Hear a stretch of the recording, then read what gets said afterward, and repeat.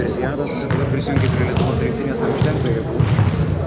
Užtenka, nes nelabai pavargom universiados, tai užtenka. Kodėl nelabai pavargot? Nes pralošėm, nepavargom.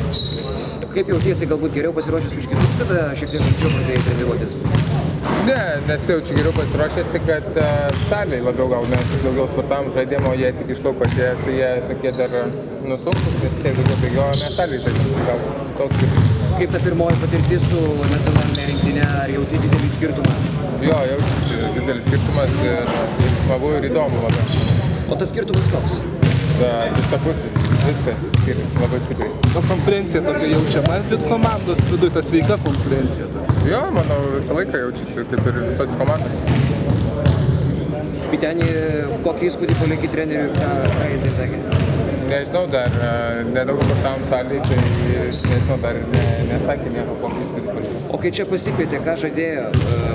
Gal sunku pasakyti, ką žadėjo turbūt, bet ar sakė, kad turi padaryti tą ir į rinktinę pateksi arba ne? Ne, dar tokių dalykų nesakė, tiesiog stengtis, sportuoti kaip galiu, atiduoti save visą ir visą. Ar tikėjais patekti rinktinę? Ne, iš tikrųjų nelabai tikėjausi, bet labai smagu, kad sulaukiu to kvietimo. Atsargiai!